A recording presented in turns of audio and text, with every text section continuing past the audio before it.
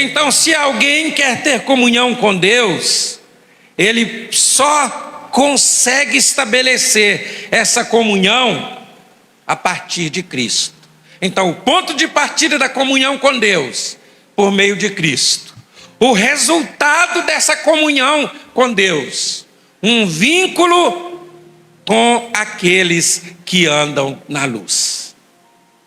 Porque se estivermos na luz, como Ele está na luz, então temos uma comunhão maravilhosa uns com os outros. E o sangue de Jesus, seu Filho, nos purifica de todo pecado. O que é preciso para que eu tenha comunhão com os irmãos?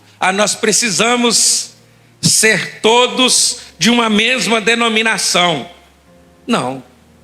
Nós precisamos ser todos com essa característica ou com aquela característica. Não. O que é necessário para que eu tenha comunhão com os irmãos? Que eu ande na luz e que você também ande na luz. A Bíblia diz que Deus é luz e nele não há treva alguma. O apóstolo Paulo, escrevendo aos Coríntios, ele diz assim: pode haver comunhão entre luz e trevas? Pode haver comunhão entre o templo de Deus e os ídolos? Pode haver comunhão entre a impureza e a pureza? É impossível. Então, não é possível eu ter comunhão com Deus, andar na luz e ter comunhão com quem vive nas trevas, com quem nega a Deus, com quem nega a sua palavra. Ou não é possível alguém ter comunhão comigo se eu viver nas trevas, se eu negar a palavra de Deus. Então, o que nós precisamos como povo de Deus, nesse mundo cheio de crises que nós vivemos, para que nós tenhamos uma vida espiritual produtiva, para que a igreja faça diferença, para que a igreja seja relevante, para que a igreja consiga cumprir o seu papel no mundo, é necessário viver em comunhão. Aliás, essa era uma das características da igreja primitiva. A Bíblia diz que eles viviam em comunhão e tinham tudo em comum. Tem até gente que usa esse texto para dizer que a igreja viveu um tipo de comunismo. É diminuir demais, a importância desse texto. Na verdade, eles tinham uma comunhão. Eles viviam, eles compartilhavam não só as coisas materiais, mas eles compartilhavam a vida de oração, eles compartilhavam a vida de louvor, eles compartilhavam o aprendizado da palavra de Deus, eles compartilhavam o partir do pão. Tudo acontecia de maneira simples e agradável a Deus. Por isso, a igreja primitiva, que repito, não era perfeita, foi tão relevante naquele tempo. E nesse texto de Romanos, no capítulo 12 a seguir, o apóstolo Paulo já havia desenvolvido, do capítulo 1 ao capítulo 11, um longo texto doutrinário. A partir do capítulo 12, ele começa a desenvolver com eles uma orientação prática. Ou seja, a partir do momento em que eu pratico aquilo que eu aprendi na doutrina bíblica, qual é o efeito que isso traz? E aí ele começa a falar de como nós devemos viver mutuamente a nossa vida cristã. E no versículo 9 e 10, ele aborda aqui que nós devemos amar uns aos outros e servir uns aos outros no amor de Cristo. E ele diz assim: esse amor precisa ser um amor sincero. Volte no versículo 9. Não finjam apenas amar os outros. Amem com sinceridade. Odeie tudo aquilo que está errado. Coloque-se ao lado do bem. Mas seja sincero em relação ao seu irmão. Glórias a Deus, queridos. Jesus tem cura para o nosso corpo, cura para a nossa alma, transformação para as nossas vidas. Se você veio nesta noite necessitado de uma cura, Ele está aqui para curar os nossos males desta vida. Queridos, graças a Deus pelo número de irmãos reunidos nesta noite. Estamos na Semana da Santa Ceia e hoje também é dia de meditarmos na Palavra de Deus. E como eu disse domingo, o que traz saúde para a nossa vida espiritual é o conhecimento da Palavra de Deus. E é muito importante entender que quando nós falamos o conhecimento da Palavra de Deus, nós não estamos apenas falando do conhecimento intelectual, que tem a sua importância, sem dúvida, mas é a experiência de ouvir a voz de Deus por meio da sua palavra. Isso traz saúde para as nossas vidas espirituais. Eu quero ler com vocês nesta noite Romanos, capítulo 9, ou melhor, capítulo 12, do versículo 9 até o versículo de número 21. Eu quero convidar os irmãos para lermos aqui na tela. Nós vamos colocar uma tradução, uma versão bíblica mais atualizada. Eu percebo que os irmãos estão se habituando a utilizar essas novas versões, essas novas traduções, e tem sido uma bênção. Romanos capítulo 12, a partir do versículo 9. Amém? Então vamos ler juntos, desde o primeiro versículo. Não finjam apenas amar os outros, amem com sinceridade. Odeiem tudo aquilo que está errado. Coloquem-se ao lado do bem. Amem-se uns aos outros com amor fraternal. E tenham prazer em honrar uns aos outros mais do que a si próprios.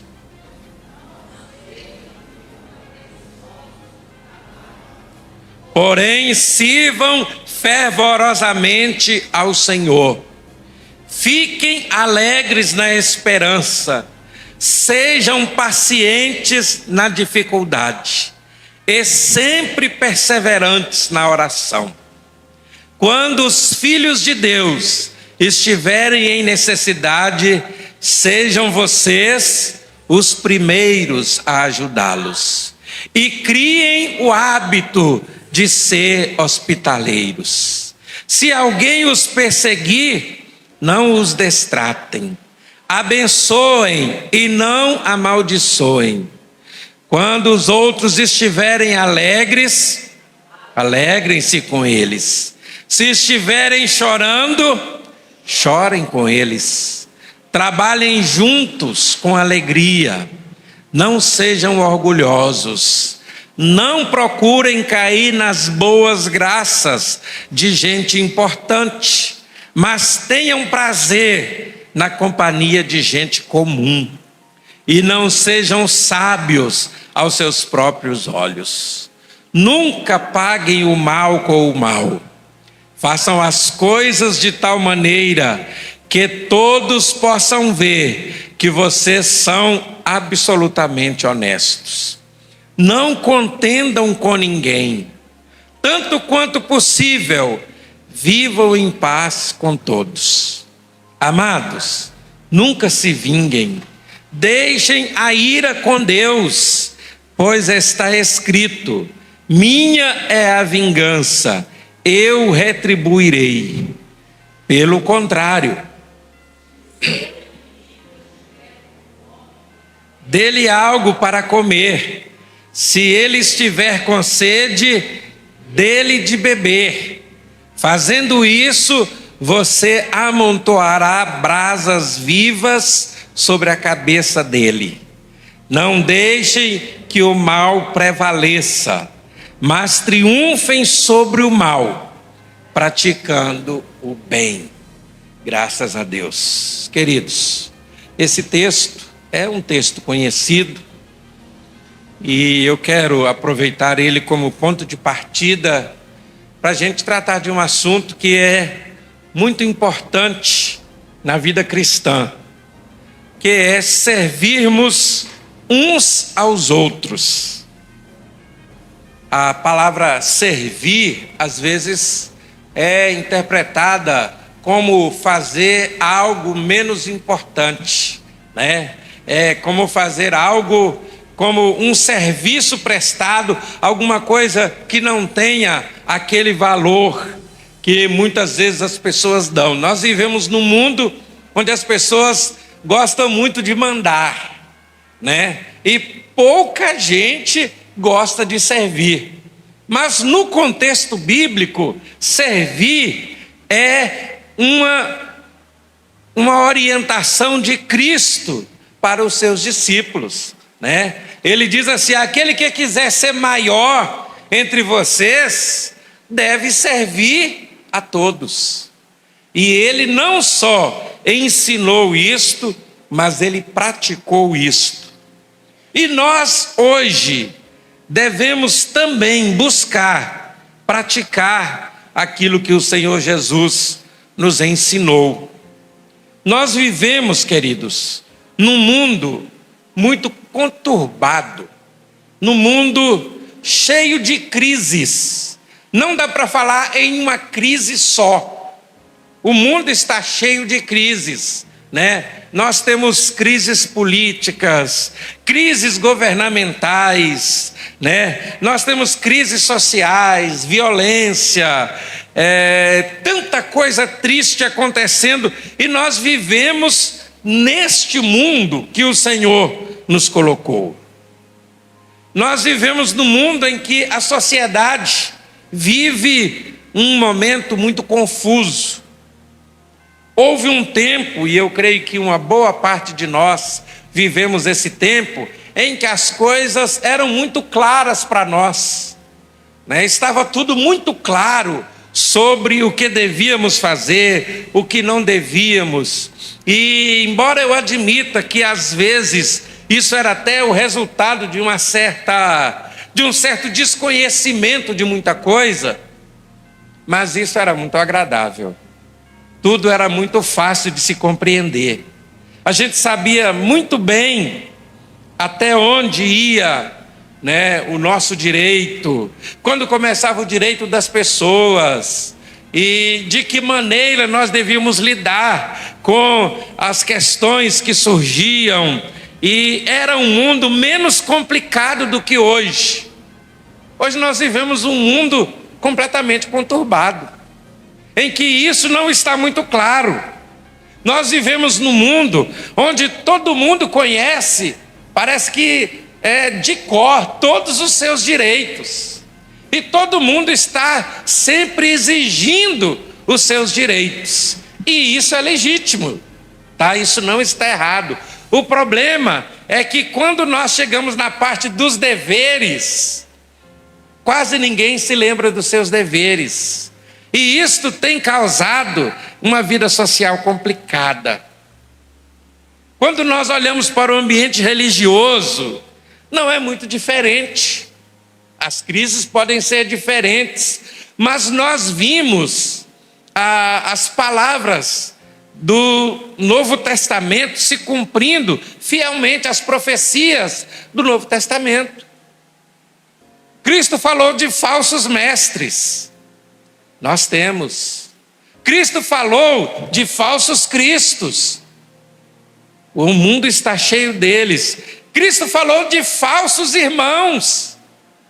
O mundo está cheio deles. E as igrejas também estão expostas a tudo isso. E isso afetou uma parte muito importante da vida cristã, que é a comunhão que nós temos entre nós. Nós vivemos períodos em que a comunhão está muito... Nós não temos a mesma simplicidade de comunhão que nós encontramos, por exemplo, na igreja de Atos, que tinha problemas, mas com todas as dificuldades eles estavam em comunhão. Hoje nós vivemos um período em que muitos cristãos não se entendem. A gente, graças a Deus, não é o caso nosso aqui, e eu espero que não venha a ser, mas nós temos igrejas divididas entre ricos e pobres, igreja dividida entre uma certa elite de conhecimento e pessoas simples, e por aí nós vamos encontrando essas questões. Nós vemos as pessoas usando a internet, que pode ser uma bênção para o evangelho, apenas para disputa de conhecimento, e eu estou falando de crentes. Não que seja errado a gente discordar de ideias, mas isso não pode ser o mais importante para nós. Situações como essas estão se tornando comuns nos dias de hoje. Disputa de poder, disputa entre ministérios. Eu sou maior, eu tenho mais dinheiro, eu tenho mais condição, o meu ministério é mais famoso. Essas coisas acontecem no dia a dia também. E por mais que a gente tente, nos blindar, mesmo que nós não estejamos vivendo isso no dia a dia da igreja local, essas questões estão expostas todos os dias na televisão, na internet, e não tem como negar que isso em algum momento nos afeta. Então, em situações como essa, é muito importante a gente pensar um pouco nesse servir uns aos outros, a partir da ideia da comunhão. É importante, inclusive, a gente rever esse conceito de comunhão, porque as pessoas estão confundindo a comunhão espiritual que tem que haver entre a igreja com eventos. Vamos fazer aqui uma confraternização, e não tem problema fazer, irmãos. Mas a confraternização não pode ser o momento de comunhão mais forte para nós.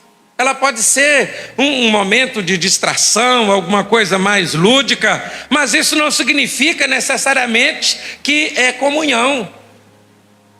Estão confundindo comunhão com socialização, Eu não sei se vocês já perceberam que quando a gente vai, às vezes, e isso nós também fazemos, Imagina que a gente vá para um congresso com muitos irmãos, Quando chega lá, sabe o que acontece? Fica cada grupo no seu cantinho.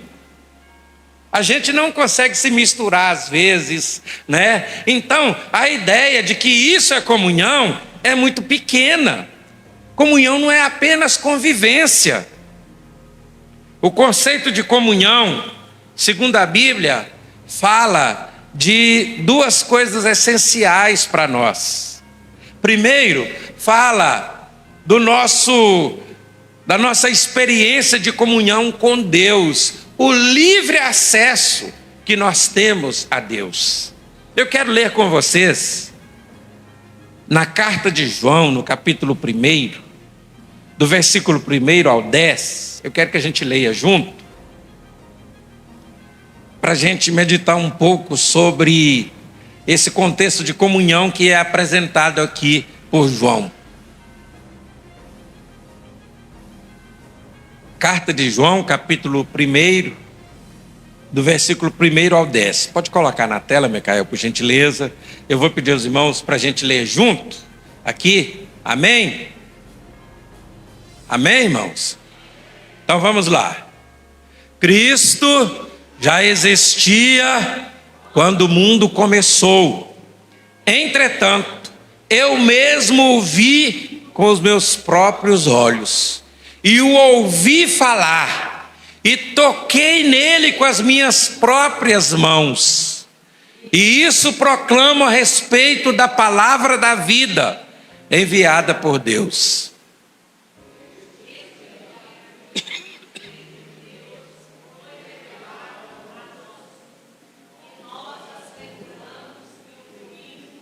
E proclamamos a vocês a vida eterna, que estava com o Pai, e depois foi revelada a nós. Eu repito, que lhes estamos falando a respeito do que realmente nós vimos e ouvimos, a fim de que vocês possam participar da comunhão e das alegrias que nós temos com o Pai e com Jesus Cristo, seu Filho. Escrevemos estas coisas para que vocês fiquem cheios de alegria. E esta é a mensagem que Deus nos deu para transmiti-la a vocês. Deus é luz. Portanto, se dissermos que temos comunhão com Ele e continuamos a viver na escuridão espiritual, estamos mentindo e a verdade não está em nós. Mas se estivermos na luz, como Ele na luz está, uns com os outros, e o sangue de Jesus, seu Filho, nos purifica de todo pecado. Se dissermos que não temos pecado, só estamos nos enganando a nós mesmos e recusando a aceitar a verdade. Mas, se confessarmos os nossos pecados,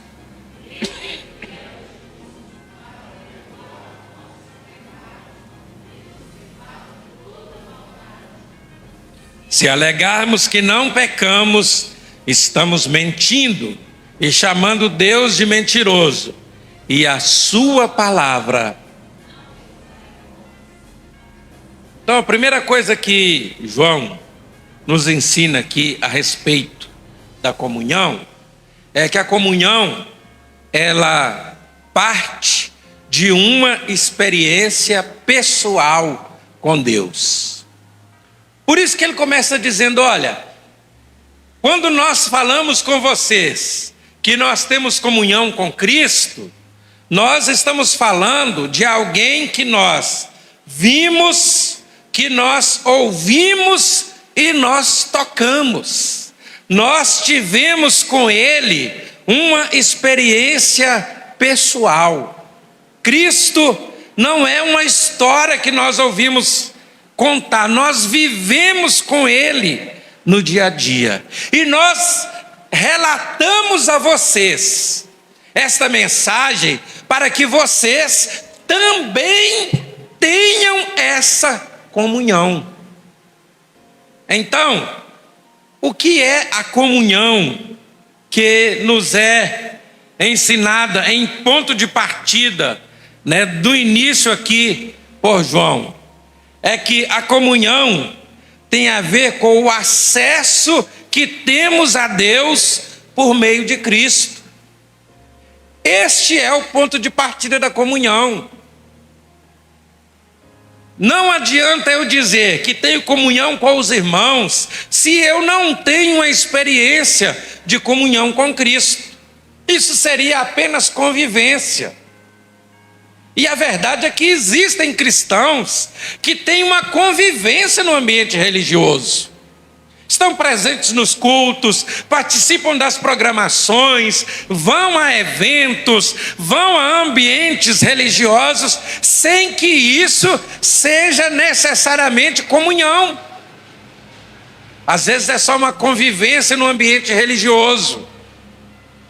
Mas João nos ensina que a comunhão espiritual que temos, ela se inicia quando nós temos uma experiência pessoal com Deus por meio de Cristo.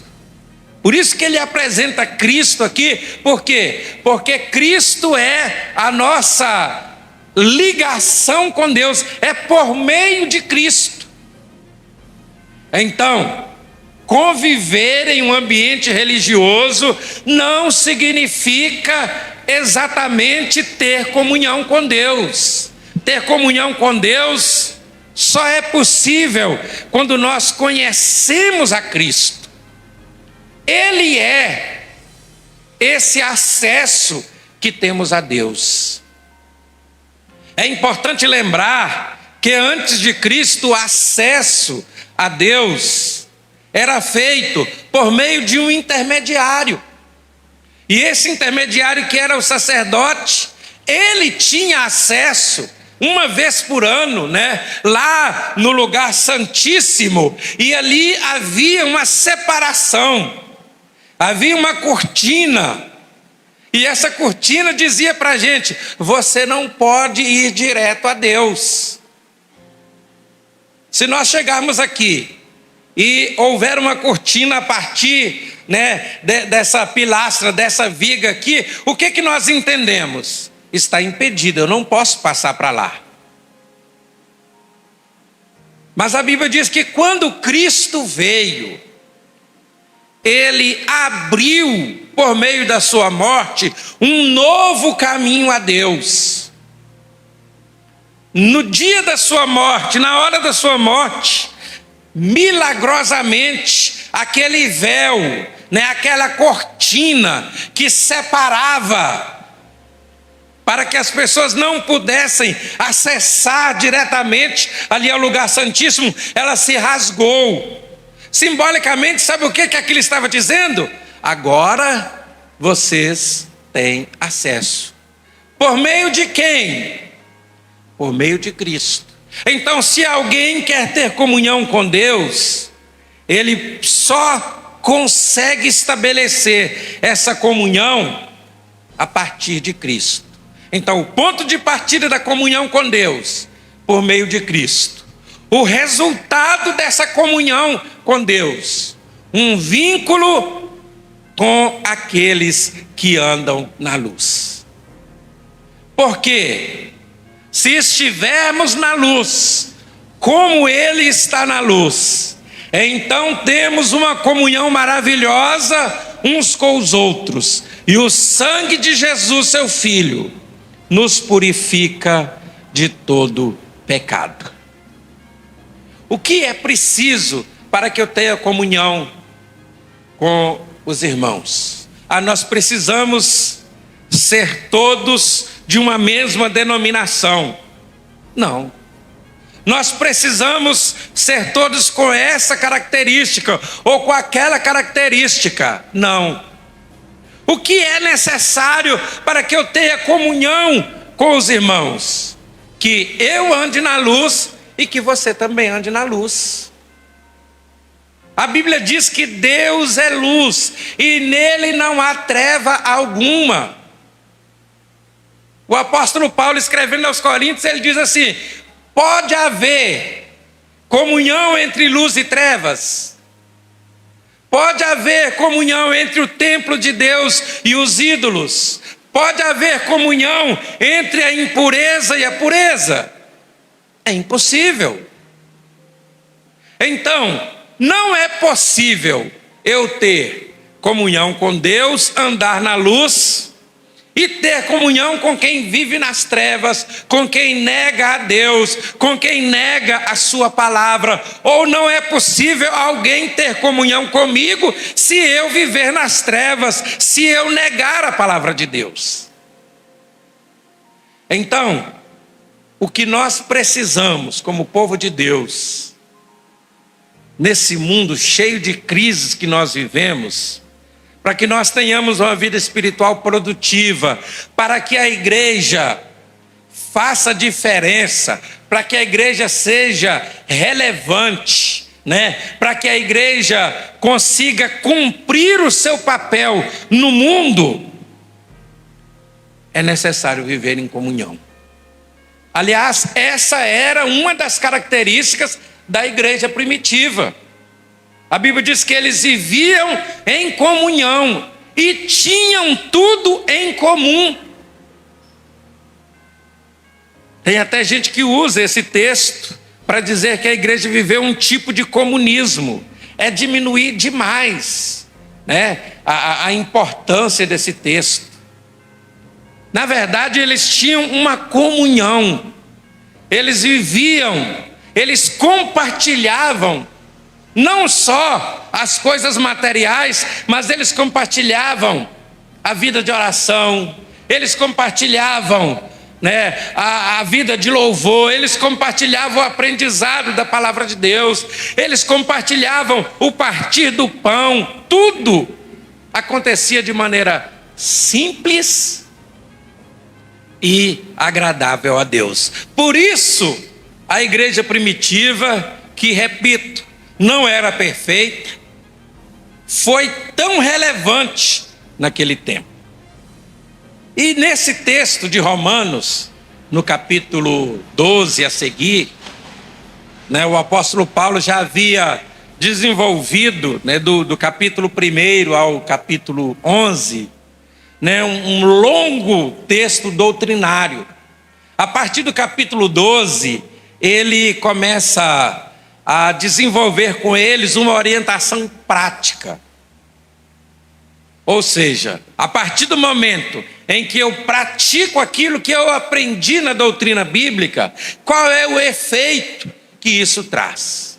E aí ele começa a falar de como nós devemos viver mutuamente a nossa vida cristã. E no versículo 9 e 10, ele aborda aqui que nós devemos amar uns aos outros e servir uns aos outros no amor de Cristo. E ele diz assim: esse amor precisa ser um amor sincero. Volte no versículo 9. Não finjam apenas amar os outros, amem com sinceridade. Odeie tudo aquilo que está errado, coloque-se ao lado do bem, mas seja sincero em relação ao seu irmão. Irmãos, essa palavra amor, ela é tão complexa, ela é tão profunda e tão difícil de ser compreendida, que, em geral, num número como nós estamos aqui hoje, nós teríamos algumas definições de amor. Mas eu quero pegar a do versículo 10. Amem-se uns aos outros com amor fraternal e tenham prazer em honrar uns aos outros mais do que a si próprios. O que é amar as pessoas? É dar presente a elas? Dar presente é uma demonstração de amor, mas é possível dar presente até a pessoas que eu não amo. Eu quero agradar alguém, eu quero, às vezes, uma pressão do ambiente, né? Como que eu vou em tal lugar e não levo um presente? Como seria isso? Eu vou ficar, né, constrangido, e às vezes eu nem amo tanto alguém, mas eu dou um presente. Fazer caridade pode ser uma demonstração de amor, mas será que todo mundo que faz caridade faz isso com um verdadeiro sentimento de amor? Não. Algumas vezes as pessoas fazem caridade porque querem se beneficiar disso. Aliás, a gente trabalhou numa região em que era muito comum aparecerem pessoas que demonstravam ser caridosas, mas elas lucravam com aquela caridade que elas faziam. Então isso não é amor, isso é interesse próprio. A definição de amor que eu considero muito forte aqui nesse texto é: eu honrar o outro, eu dar ao outro o mesmo valor, no mínimo, o mesmo valor que eu dou a mim. O que Jesus disse quando ele foi falar de amor lá, os fariseus perturbando Jesus para variar, né? Então eles perguntaram: Senhor, Qual é o primeiro e o grande mandamento? E o Senhor disse: ame a Deus com toda a força, né, de toda a tua alma, de todo o teu coração. E ele disse: é verdade, mestre. Aí ele deu, Jesus, né, como sempre, sabia muito bem onde bater, né? Aí ele deu a pancada final. Ele disse: mas ame o próximo como a si mesmo. Porque desses dois mandamentos depende toda a lei e os profetas. Percebam uma coisa: a Bíblia não proíbe que eu me ame. Jesus não ensinou que nós devemos nos desprezar, né? Que nós devemos viver cheio de autopiedade. Não. Mas ele nos ensina que nós devemos dar ao outro o mesmo valor que a gente dá a si. Para mim, esse é o ponto de partida para qualquer conceito de amor. É muito fácil amar os irmãos. Olhar aqui, todo mundo salvo em Cristo, abençoado. A gente se encontra aqui uma vez por semana, né? Mas, no dia a dia, como eu considero o meu irmão? O mesmo valor que eu tenho? Como eu considero as pessoas que às vezes não são da mesma fé que eu tenho, não são cristãos? Como eu os considero? Eles são meu próximo. Como eu lido com eles? Qual a honra que eu dou a eles? Não é uma coisa para se pensar? Ou será que eu tenho aquele sentimento de que as pessoas valem mais ou valem menos por algum motivo? Que a mulher vale menos do que o homem, que o preto vale menos do que o branco, que o rico vale mais do que o pobre, que o analfabeto vale menos do que o doutor, que o homossexual vale menos do que o heterossexual, que o bêbado caído lá na rua vale menos do que o crente que está aqui na igreja. Será que a alma de alguns desses vale menos por alguma dessas características? E esse sentimento cria em nós um conceito equivocado a respeito do outro. Principalmente quando nós não estamos dependendo do outro. Porque quer ver a gente ficar humilde e bonzinho é quando a gente depende do outro. A gente valoriza o outro quando a gente precisa dele. Se você chegar no hospital, precisando de ser tratado, você vai perguntar se o médico que está te atendendo é cristão ou não? Você não quer nem saber. Você precisa da injeção para cortar a sua dor. Então por que você não pergunta? Porque você está dependendo dele. Mas e se eu não estivesse dependendo? Como seria? Então, quando eu crio um conceito equivocado a respeito do outro, antes de avaliar de maneira correta, aí eu vou criando, né, aquilo que a gente chama de preconceito. O amor, ele não fecha os olhos para os erros das pessoas. Não é isso que eu estou dizendo. Mas o amor ama independente das características negativas dos outros. Irmãos, vocês já imaginaram amar um indivíduo como Pedro? Detalhe, Jesus sabia que Pedro ia negá-lo. Já imaginou? Jesus sabia que Judas ia traí-lo, ia vendê-lo.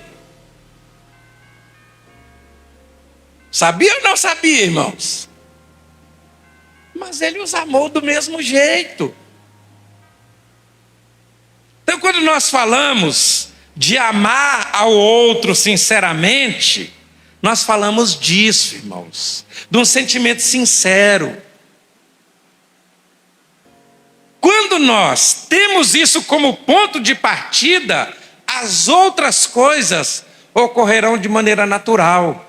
Outra coisa que Paulo coloca aqui como importante para a vida de comunhão: compartilhar com os outros em momento de necessidade. Paulo fala num contexto onde as pessoas, para servir a Cristo, precisavam fazer escolhas muito difíceis.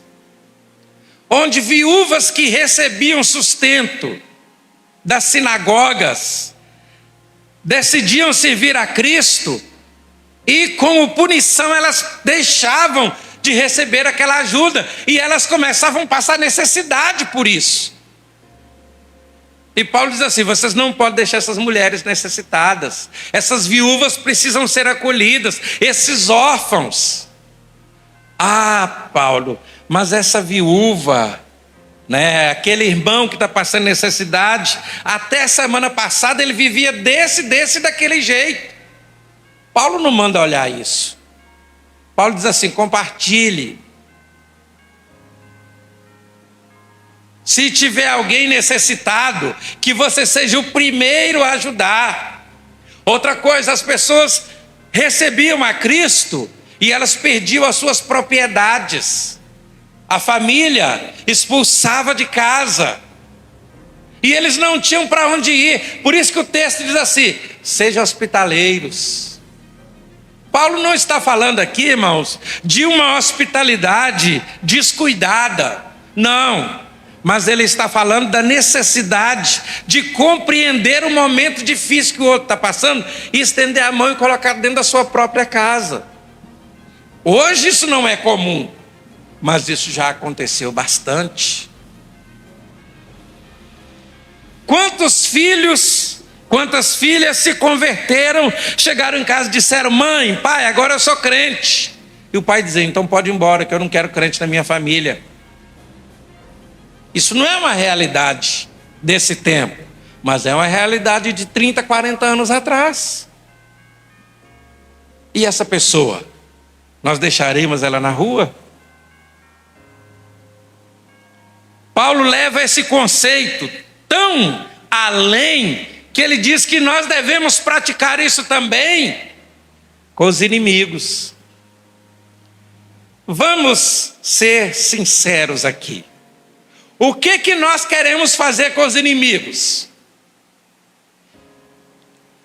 O que você gostaria de fazer com aquela pessoa que te prejudicou ou que te prejudica? A gente não quer fazer o bem para essa pessoa. A natureza humana quer sangue correndo, quer vingança. Aí Paulo diz assim: ame o seu inimigo, abençoe ele. Ou seja, o indivíduo inferniza a minha vida e aí eu dobro o joelho e começo a orar: Jesus, abençoa fulano de tal.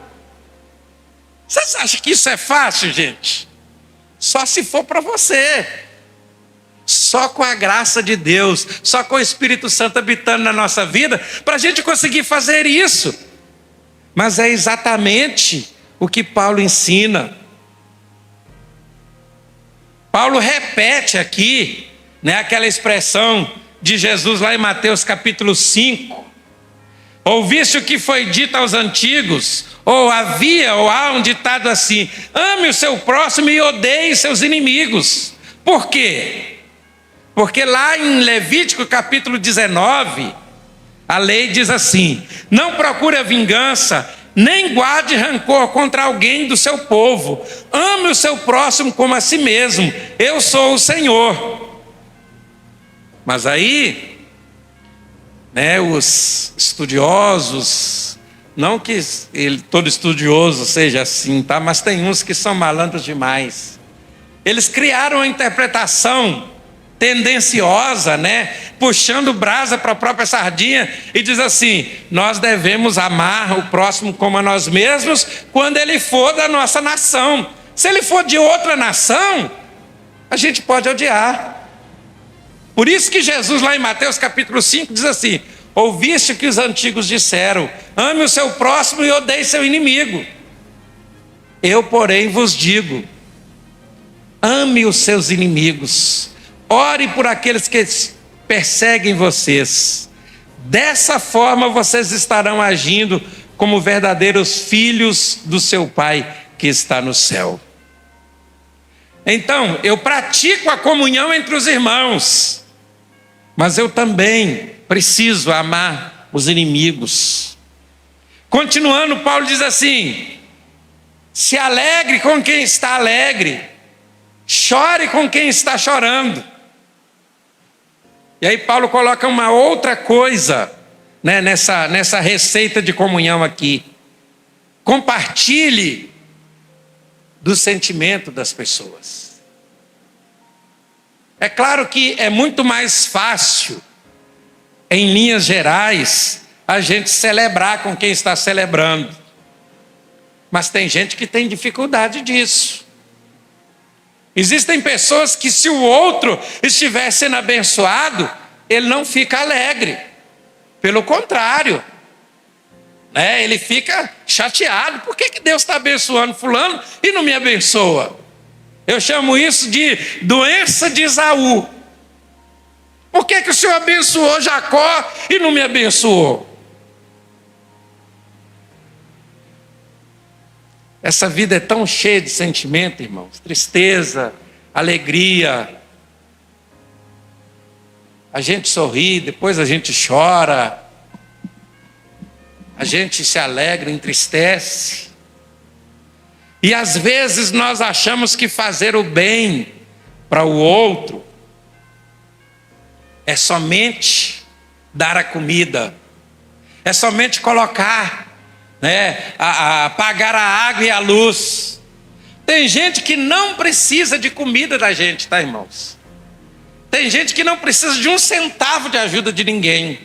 Tem gente que não precisa de ninguém fazer nada por ele materialmente. Mas tem gente que precisa, sabe de quê? De um abraço, que às vezes falta. De uma palavra de ânimo, de uma percepção que o outro não está bem. Você está bem, fulano? Como é que você está? Isso faz parte de quê? De desenvolver a comunhão entre nós. O nosso tempo não dá para ir mais, já são 8:50. Mas domingo nós vamos falar um pouquinho sobre acolher uns aos outros. Lá no capítulo 14, o apóstolo Paulo vai falar disso, de acolhimento, né? O que significa exatamente acolher as pessoas? Por que as pessoas precisam de acolhimento? Então, se Jesus não voltar, se ele voltar, não será uma bênção, viu, irmãos? Mas se ele não voltar, domingo nós estaremos ministrando sobre esse assunto. Nós vamos ouvir.